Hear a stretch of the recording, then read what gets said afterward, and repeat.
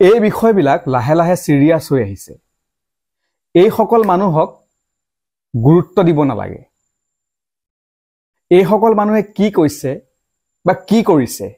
সেয়া ইগনোৰ কৰিব লাগে তেতিয়াহে এই সকল লোকে এটা শিক্ষা পাব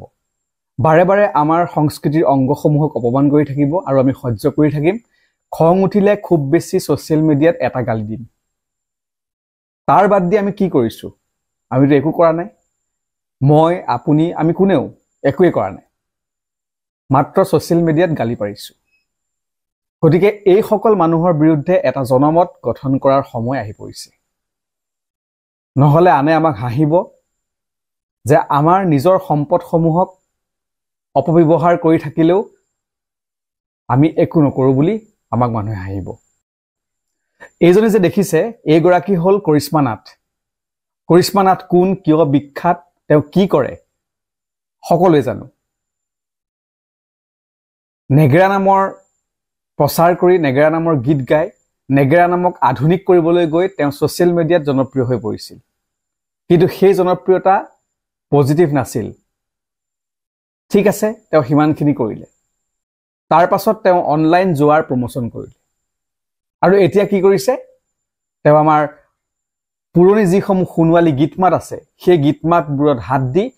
অতি নিকৃষ্টতাৰে সেই গীতসমূহ পৰিবেশন কৰিছে যদি তুমি গীত গাবই নাজানা তুমি কিয় সেই চেষ্টা কৰিছা আমিও সকলোৱে বাথৰুমত গীত গুণগুণাও সেই বুলি আমি সোশ্যাল মিডিয়াত আপলোড কৰো নেকি কিয় সোশ্যাল মিডিয়াত বেডৰুমৰ বিষয়ে আহি উপস্থাপন কৰা হৈছে কিছুদিন পূৰ্বে মা আফিয়া নামৰ এগৰাকী কন্টেন্ট ক্ৰিয়েটৰে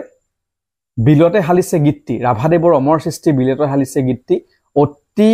নিকৃষ্টতাৰে পৰিবেশন কৰি সোশ্যাল মিডিয়াত সমালোচনাৰ সন্মুখীন হৈছিল নগাঁৱৰ দুজন সাংস্কৃতিক ভাৱে সচেতন ব্যক্তিয়ে এই মহিলাগৰাকীৰ বিৰুদ্ধে এজাহাৰ দাখিল কৰিছিল পিছত নিজে কৰা সেই ভুলৰ ক্ষমা খুজে লগতে সোশ্যাল মিডিয়াৰ পৰা সেই গীতটি তেওঁ ডিলিট কৰে কোনে জানে তোমাৰ সপোন শীৰ্ষক ভাগ্য বোলছবিৰ সেই গীতটি লিখিছিল ডক্টৰ ভূপেন হাজৰিকাই আৰু কণ্ঠদান কৰিছিল শ্যামল মিত্ৰই আৰু এই গীতটি এইবাৰ কৰিশ্মা নাথে যিদৰে পৰিবেশন কৰিছে এয়া অতি লাজ লগা যদি তেওঁ গীত গাব নাজানে তেওঁ কিয় সেই চেষ্টা কৰিছে তথাপিও কিন্তু সেই গৰাকী কৰিশ্মা নাথৰ কোনো ধৰণৰ অনুশোচনা নাই এইখিনিতে উল্লেখ কৰি দিওঁ ভাগ্য বোলছবিখন অসমৰ প্ৰথমখন ডাবিং চলচ্চিত্ৰ 1967 চনত মুক্তি পোৱা ৰাজশ্ৰী প্ৰডাকচনৰ জনপ্ৰিয় হিন্দী ছবি তকদিৰক 7টা ভাষাত ডাবিং কৰা হৈছিল আৰু ভাগ্য শিৰোনামেৰে তকদিৰৰ অসমীয়া ডাবিং 1968 চনৰ 12 এপ্ৰিলত গুৱাহাটীৰ মেঘদূত চিত্ৰগৃহত মুক্তি পাইছিল গতিকে সেই তাহানিৰ সেই শুনোৱালী গীতটি যি আজিও বহুতৰ মুখে মুখে বহু সেই গীতটিৰ আজিও বহু শ্ৰোতা আছে আমিও মাজে মাজে সেই গীতটি নিশ্চয় গুণগুণাও আৰু সেই গীতটিকে এইবাৰ কৰিশ্মা নাথে এনেদৰে অপভংশ কৰি পেলালে এইবাৰ আহিছো আন এজন অসমীয়া অভিনেতাৰ কথাৰে তেওঁ হল নয়ন নীলিম মাজতে বন্ধু নামৰ এখন চলচ্চিত্ৰ নিৰ্মাণ কৰি তেওঁ কিছু জনপ্ৰিয় হৈছিল পূৰ্বে জুনবাইৰ সেই ডেমফল হিচাপে তেওঁ জনপ্ৰিয়তা আছিলেই কিন্তু নয়ন নীলিমে জনপ্ৰিয়তাৰ নামত কিছুমান হস্তিয়া কাম কৰিলে জানো ভাল লাগে কাৰণ নয়ন নীলিমৰ ডেমফুল চৰিত্ৰটো আমাৰ সকলোৰে বিশেষকৈ আমাৰ প্ৰজন্মৰ সকলোৰে শৈশৱ কালত এক সজীৱ হৈ থকা চৰিত্ৰ গতিকে সেইগৰাকী নয়ন নীলিমে যদি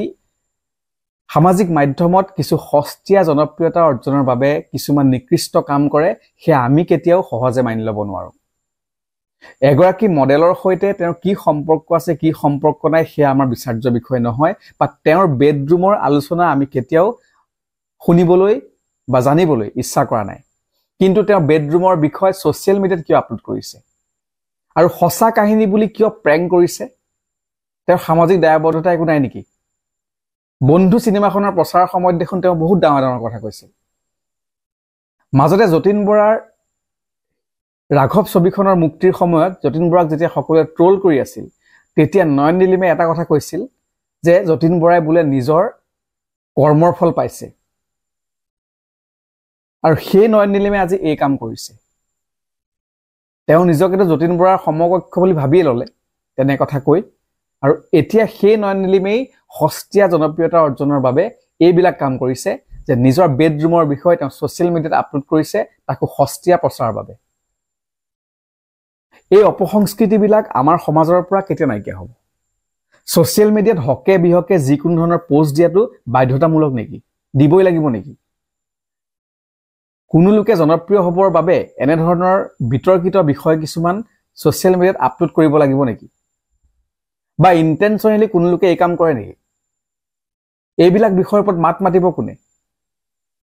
কিন্তু এইবাৰ জনমত গঠনৰ সময় আহি পৰিছে কাৰণ আমি একো নকওঁতে বহুতে চল পাইছে আৰু ইয়াক এটা জনপ্ৰিয়তা অৰ্জনৰ প্লেটফৰ্ম বুলি গণ্য কৰিবলৈ লৈছে তোমালোকে জনপ্ৰিয়তা অৰ্জন কৰা ভাল কন্টেন্টে কৰা আমাৰ নিজৰ গীতমাতক অপভংশ কৰি নিজৰ কিছুমান কামকাজ নিজৰ কিছুমান তৰল কামকাজ সস্তীয়া জনপ্ৰিয়তা অৰ্জনৰ বাবে আপলোড কৰি লৈ কিয় এইবিলাক কাম কৰিছা নিজৰ কামেৰে কৰা নয়ন নীলিমে ভাল ভাল ছবি বনাই জনপ্ৰিয়তা অৰ্জন কৰক যিদৰে আজি ৰবি শৰ্মা আজি যেনেকৈ সুব্ৰত কাকতি বিদুৰ ভাইৰ পৰিচালক তেওঁলোকে যিদৰে নিজৰ কৰ্মেৰে নিজৰ পৰিচয় দাঙি ধৰিছে সেই জুনবাইৰ সময়ত নয়ন নীলিম কলৈ গ'ল সেই ডেমফুল কলৈ গ'ল সেই ৰংমনৰ সময়ৰ নয়ন নীলিম কলৈ গ'ল সেইজন নয়ন নীলিম আৰু এইজন নয়ন নীলিমৰ মাজত পাৰ্থক্য আছে নাই এইবিলাক বিষয় কিন্তু আলোচনা কৰাৰ সময় আহিছে বা কৰিশ্মা নাথৰ নিচিনা কিছুমান ছ'চিয়েল মিডিয়াৰ সেন্সেশনক কিয় আমি ইমান গুৰুত্ব দি আছো আৰু বহু ভাল ভাল কন্টেন্ট আছে কিছুদিন পূৰ্বে গহপুৰৰ এগৰাকী কৃষক দেখিছিলোঁ তেওঁৰ ভৰি দুখন নাই কিন্তু তেওঁ তেনেকৈ কিন্তু কৰ্ম কৰি খাই আছে নিজে হাল বাইছে ট্ৰেক্টৰ চলাইছে ৰবি শস্য কৰিছে সেই কৰ্ম কৰি খোৱা লোকজনৰ কিন্তু প্ৰচাৰ নাই যদিও বহুতে বাতৰি কৰিছে কোনো ধৰণৰ ছ'চিয়েল মিডিয়াত সমাদৰ নাই কিন্তু কৰিশ্মা নাথৰ এনে অপকৰ্মৰ সমাদৰ আপুনিও জানে ময়ো জানো কিমান আছে গতিকে এই কথাবিলাক আমি সকলোৱে নতুনকৈ চিন্তা কৰিবৰ হ'ল আমি ব্যৱহাৰ কৰি থকা ছ'চিয়েল মিডিয়াটোক ডাষ্টবিনলৈ ৰূপান্তৰিত কৰি দিয়াৰ যি মানসিকতা এইসকলৰ সেয়া নাইকিয়া কৰিবৰ সময় আহিল আৰু দীঘলীয়া নকৰোঁ আজিৰ ভিডিঅ' ইমানেই পৰৱৰ্তী ভিডিঅ'ত পুনৰ লগ পাম